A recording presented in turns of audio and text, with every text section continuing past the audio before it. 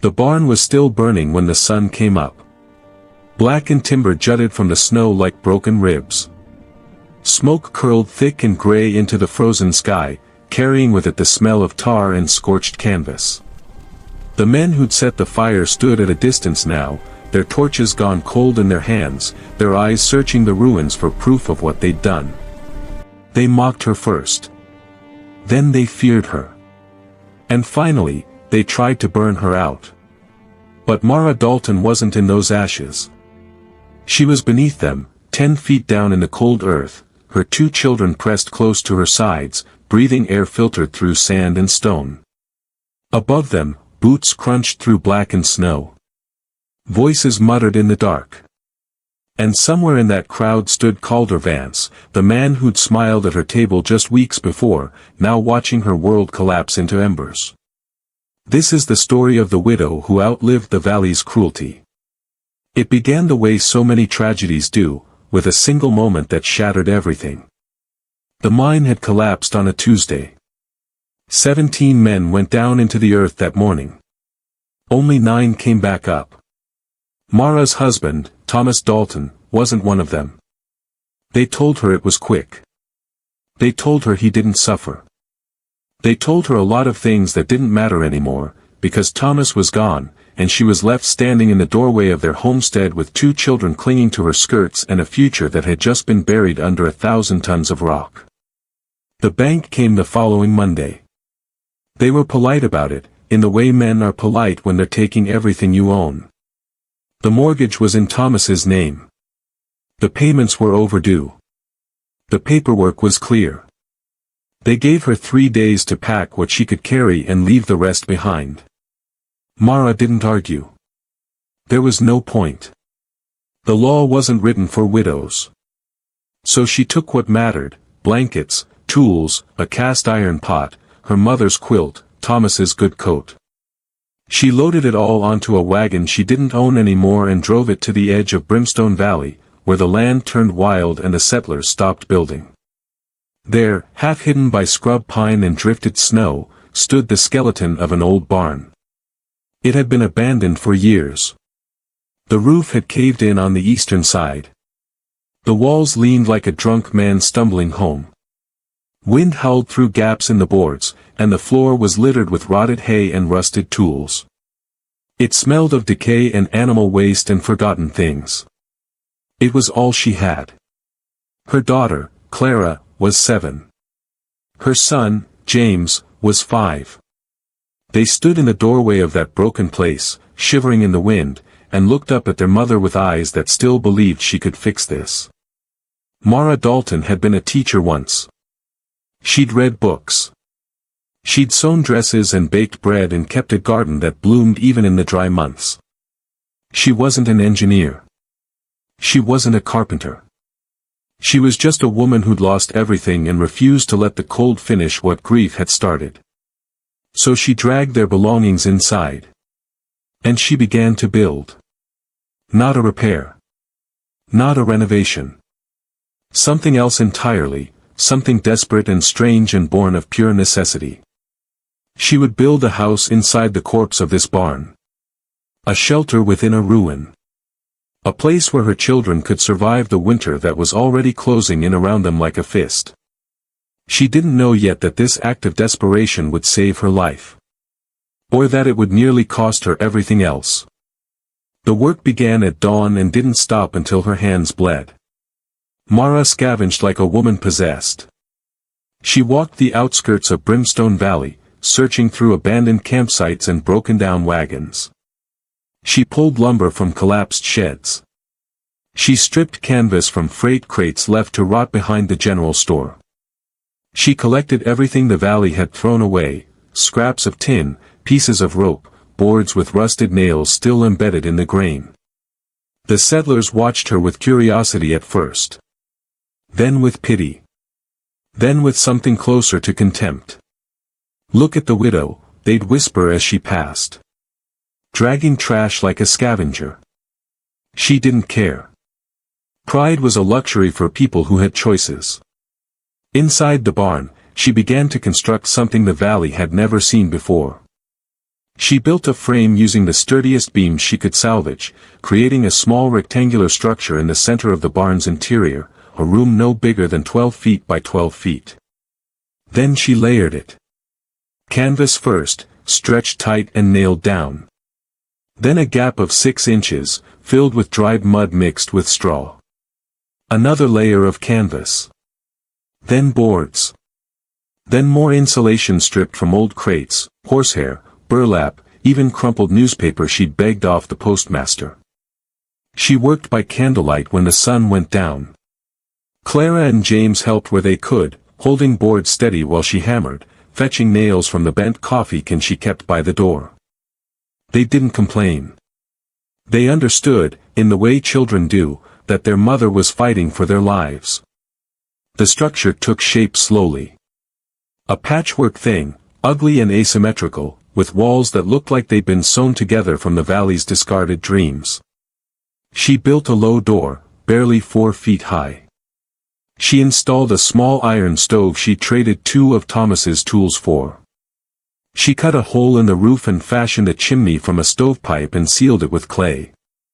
When she was finished, she stood back and looked at what she'd made.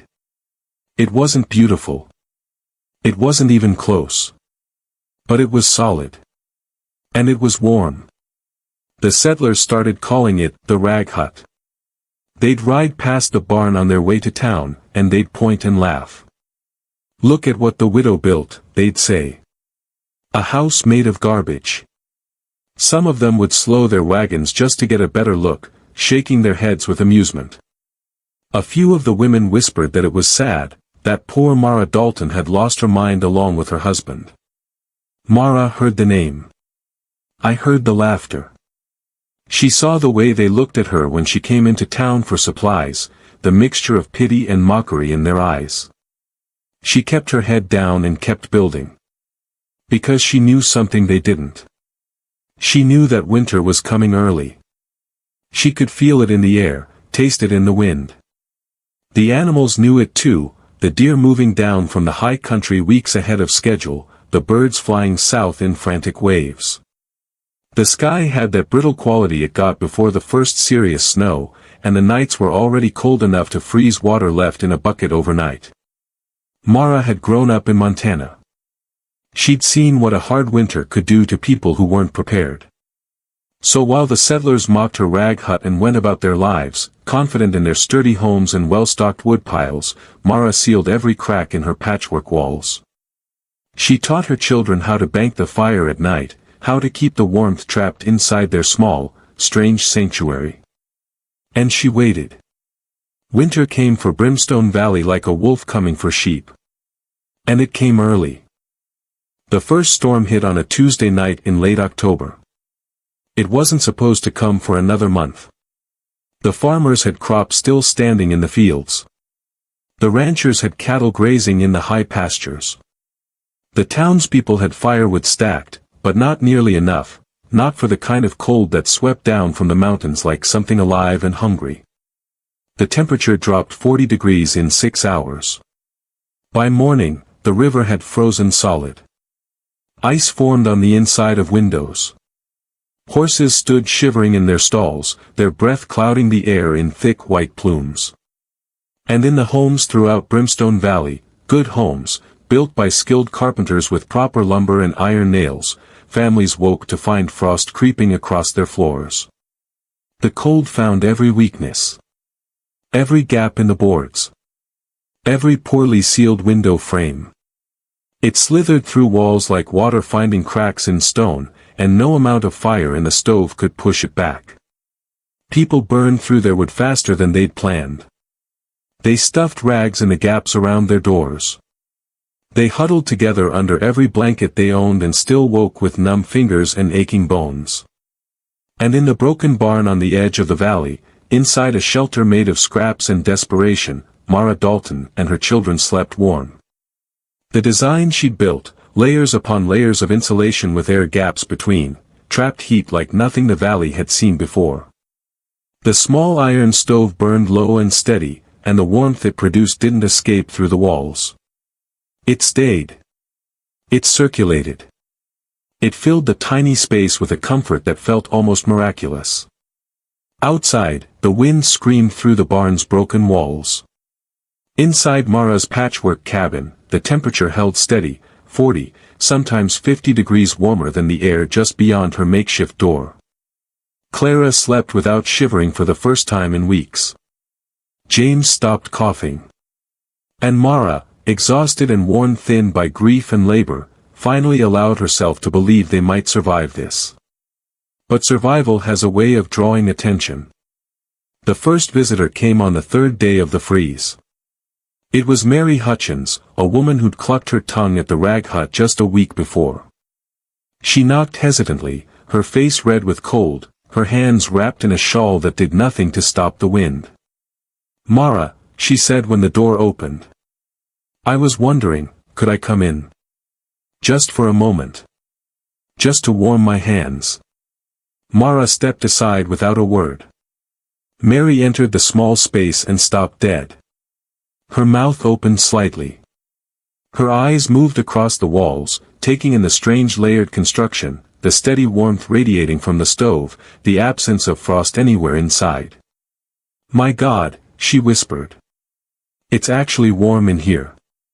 She stayed for 10 minutes. Then 20. When she finally left, she didn't see Mara's eyes. Others followed. Thomas Green came next, limping on a frostbitten foot. Then the Johnsons, with their youngest child wrapped in blankets, desperate for relief. Then half a dozen more, all of them people who'd laughed at the rag hut, all of them now seeking refuge inside it. Mara let them in. Every single one. She didn't ask for apologies. Didn't throw their mockery back in their faces. She simply opened her door and shared the warmth she'd built with her own bleeding hands. But something changed in their eyes when they stepped inside. The gratitude was there, yes. But beneath it, something else. Something harder to name. They looked at the walls like they were trying to memorize them. They asked questions, casual ones, wrapped in friendly tones, about how she built it, what materials she'd used, and what made it work so well.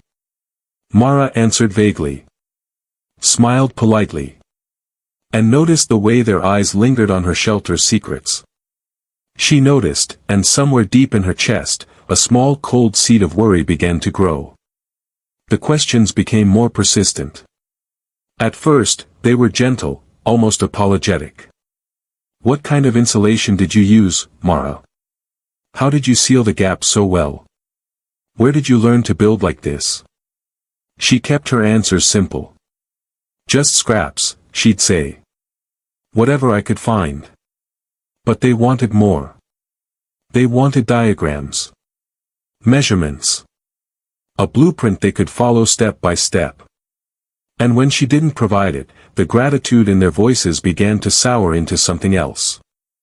"She won't share," someone muttered after leaving her shelter one bitter afternoon. "Keeping it all to herself." The whispers spread through the valley like smoke. By the second week of the freeze, Jonas Thorne had decided to take matters into his own hands. Jonas was a proud man, a blacksmith with strong arms and a stronger sense of his own cleverness. He'd warmed himself by Mara's fire 3 times, studying her walls each visit, convinced he could replicate what she'd done. "It's not complicated," he told anyone who'd listen.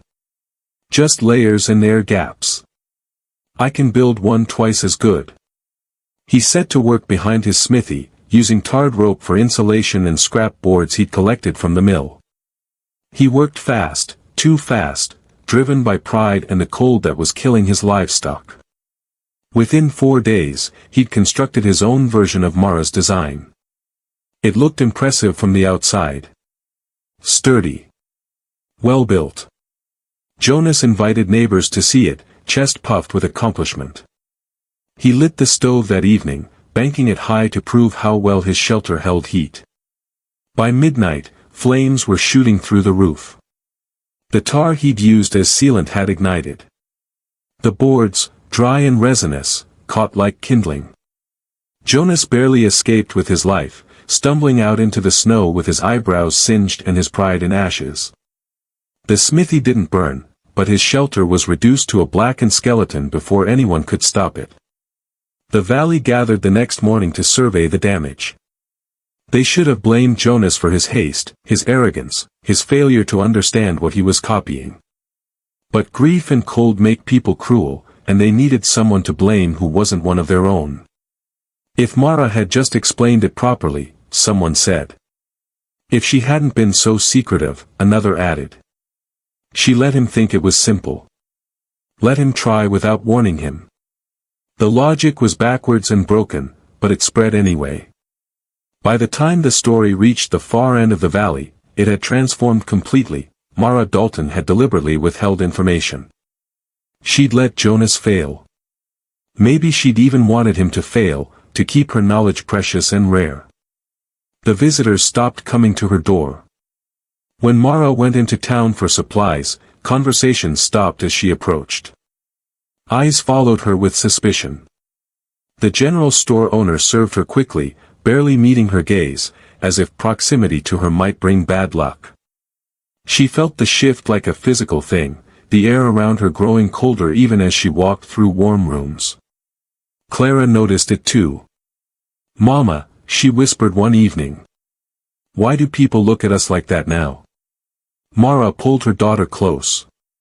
"Because people are scared," she said quietly. "And scared people need someone to blame. But you helped them." "I know, sweetheart. I know." That night, lying awake while her children slept, Mara stared at the patchwork ceiling she'd built and felt the weight of the valley's resentment pressing down like stones.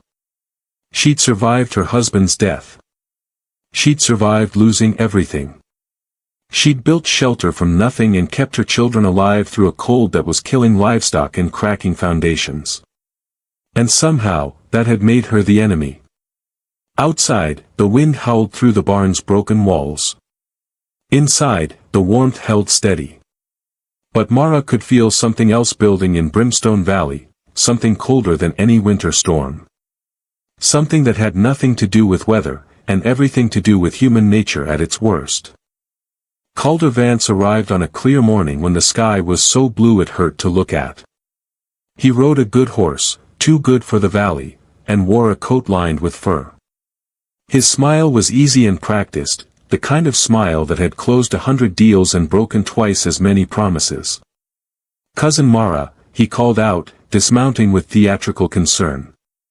"I came as soon as I heard about Thomas. My deepest condolences."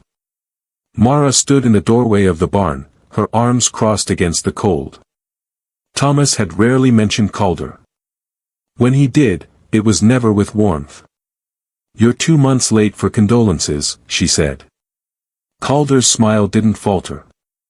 "Business kept me away. But I'm here now, and I've been hearing remarkable things about what you've built." He gestured toward the barn. "May I see it?" Everything in Mara's body told her to say no. She said yes anyway. Refusing him outright would only make him more curious, more persistent. Better to show him a cold woman with nothing to hide than to act like she had secrets worth protecting. Inside, Calder's eyes moved across the patchwork walls with the calculating gaze of a man pricing livestock. He touched the canvas, knocked on the boards, peered at the layered insulation. He asked questions, technical ones, detailed ones, and Mara answered with deliberate vagueness. "Impressive," he said finally. "Thomas always said you were clever, but this is something special, Mara. Something valuable." "It's a shelter," she said flatly. "Nothing more.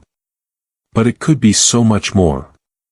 Calder turned to face her, and his smile took on a new quality, earnest, almost fatherly. "People are dying out here, Mara. Freezing in homes that can't protect them. What you've created could save lives. Dozens of lives. Maybe hundreds, if we spread it across the territory. Then tell them what I did. Share it freely. It's not that simple." Calder moved closer, his voice dropping to something intimate, conspiratorial. Without proper documentation, without a patent, anyone can steal your design. Claim it as their own. You'll have created something miraculous and gotten nothing for it. He paused. Let me help you.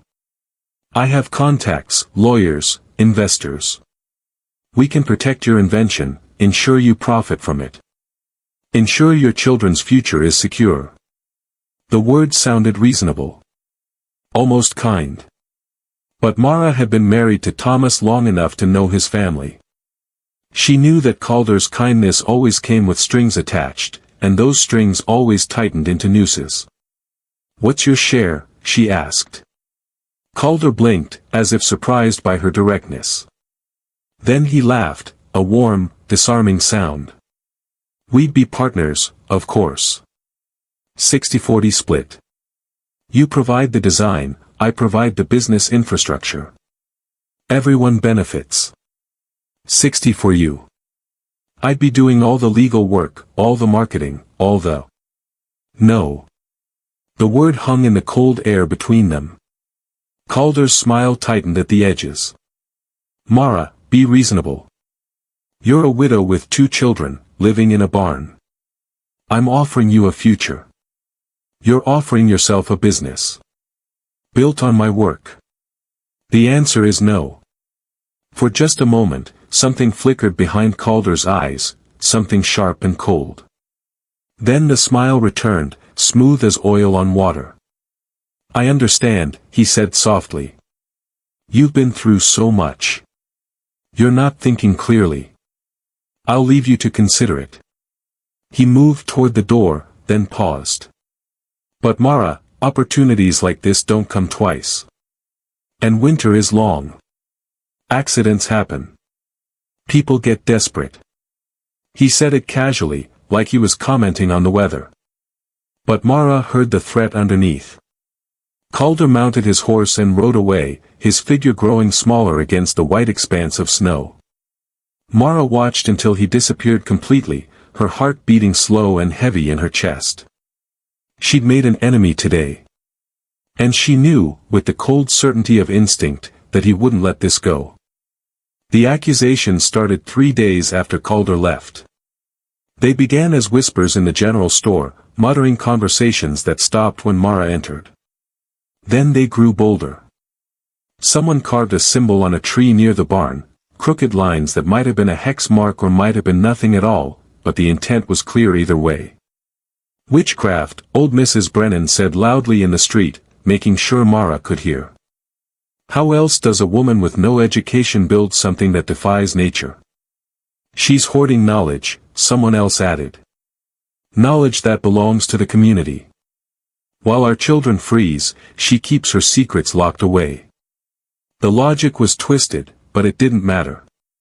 Fear and cold had worn the valley down to its worst instincts. They needed a villain, and Mara, strange, solitary Mara with her impossible shelter, fit the role perfectly. She stopped going into town unless absolutely necessary. When she did, she kept Clara and James close, her hand always on her late husband's knife, tucked into her belt beneath her coat. The looks had graduated from suspicion to open hostility. Men spat in the snow as she passed.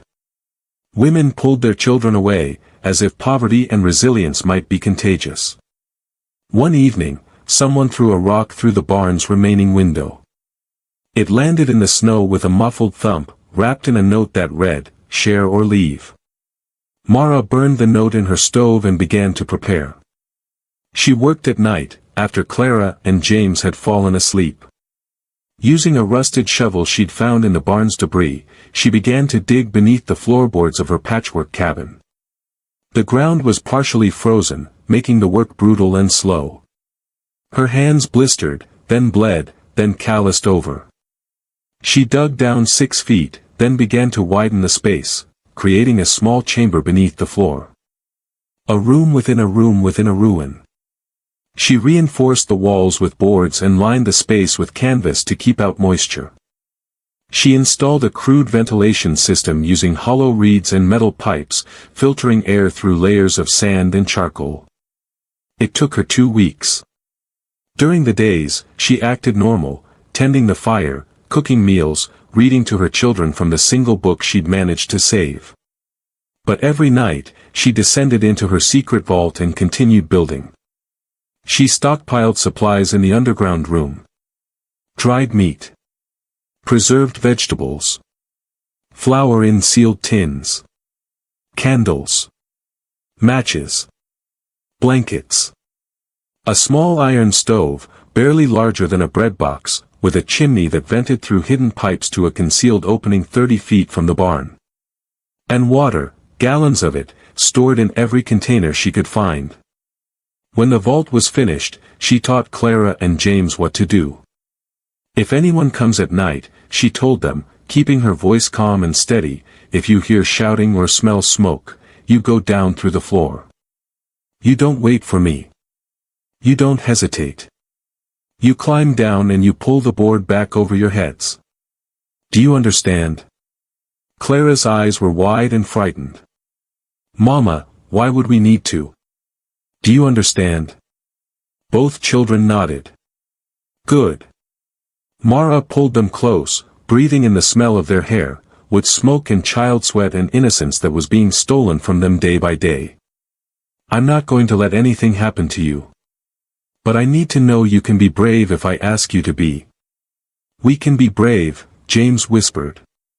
Mara held them tighter.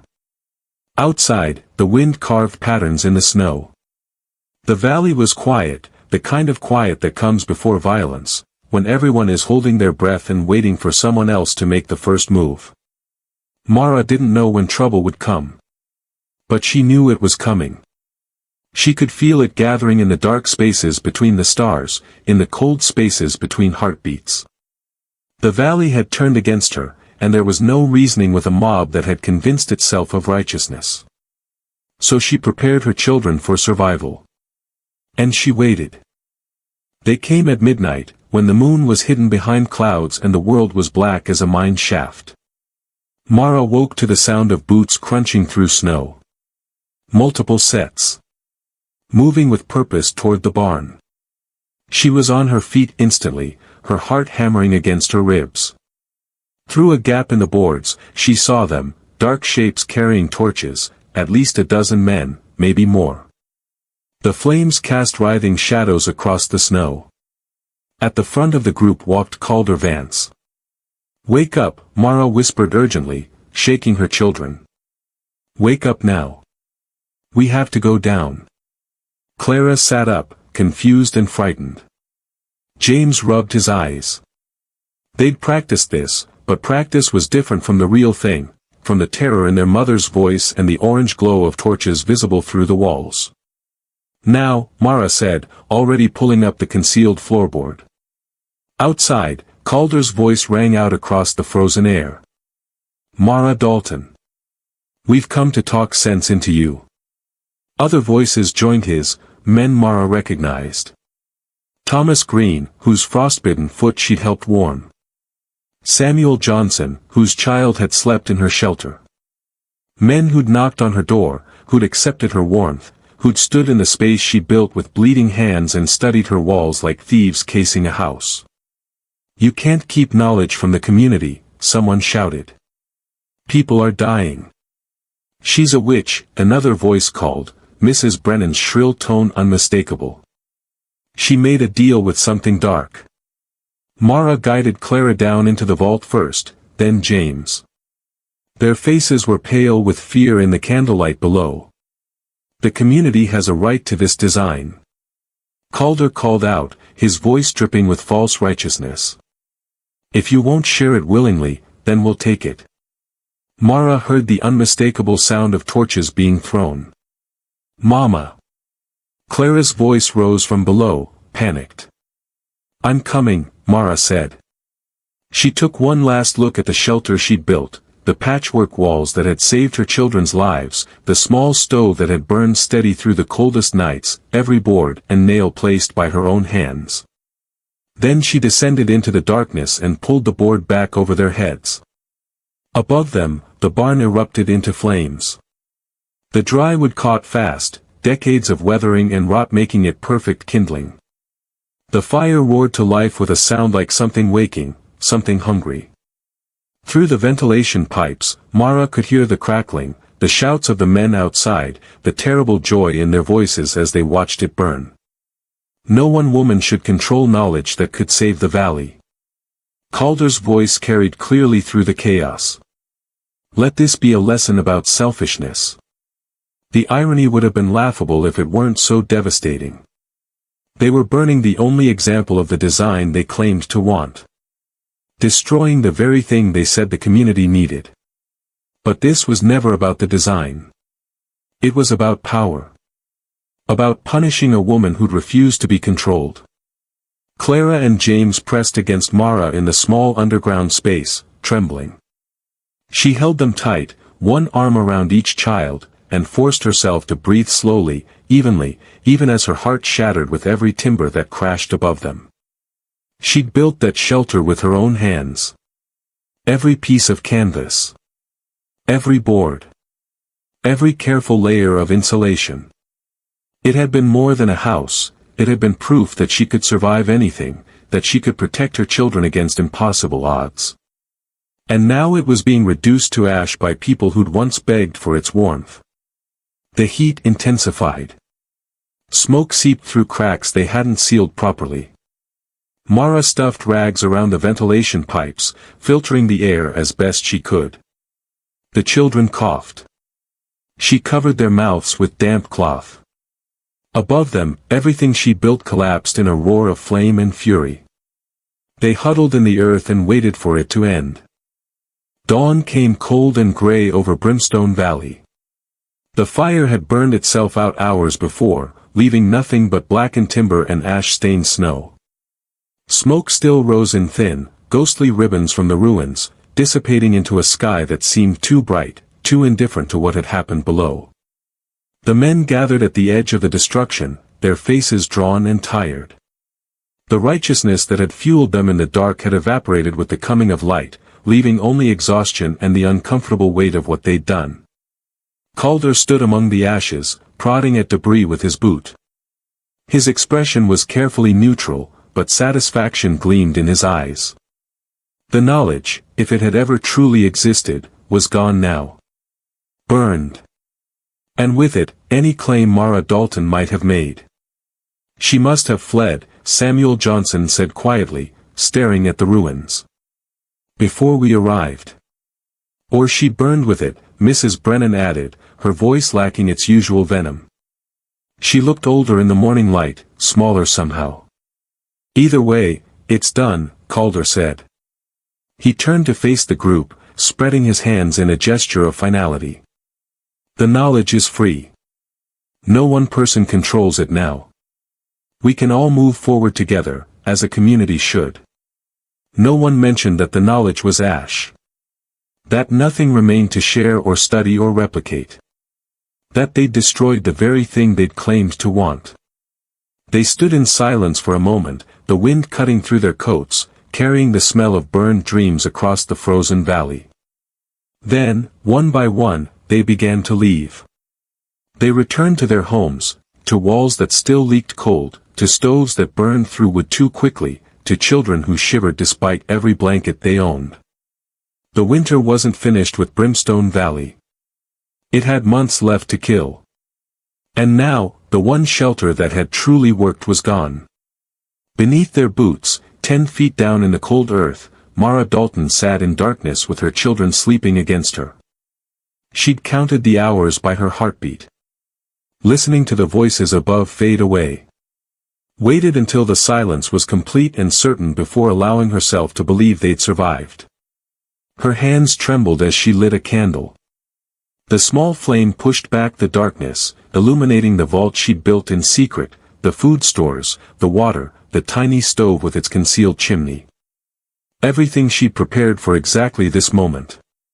Clara stirred first, her eyes opening slowly. "Mama?" "We're safe," Mara whispered. "They're gone." James woke next, disoriented and frightened. Mara pulled them both close, letting them cry quietly against her shoulders while she stared at the earthen walls that surrounded them. They'd taken her to a shelter. Her work. Her reputation. They'd branded her a witch, a hoarder, a threat to their community. They'd tried to burn her out of existence because she'd dared to survive better than they had, because she'd refused to hand over the fruits of her labor to men who felt entitled to them. But they hadn't taken her life. And they hadn't broken her. Above them, the valley would struggle through the rest of winter. People would freeze. Livestock would die. They would blame the weather, blame bad luck, blame anything except their own cruelty. They would forget Mara Dalton eventually, or remember her as a cautionary tale, the selfish widow who got what she deserved. But beneath the ruins, in the warm darkness of the earth, Mara held her children and felt something hard and unbreakable settle in her chest. They'd taken her home. Her reputation. Her peace. But they'd never taken her spirit. In Brimstone Valley, winter claimed many lives that year. It took the weak and the unprepared. It took those who'd mocked and those who'd burned. It was cold and merciless and fair in its cruelty. But it never took Mara Dalton. She'd built her shelter from scraps. She'd survived on nothing. And when spring finally came, when the snow melted and the ground thawed and life returned to the valley, she would rise from the earth like something planted deep and waiting. They thought they'd destroyed her. They had only made her stronger. Mara Dalton's story reminds us that true strength isn't found in what others give us, it's built from what we refuse to let them take away. If her resilience moved you, hit that like button and subscribe for more untold stories from the Wild West. Share this with someone who needs to remember that survival isn't just about enduring the storm, it's about what you build in the darkness. Thanks for listening, and we'll see you in the next one.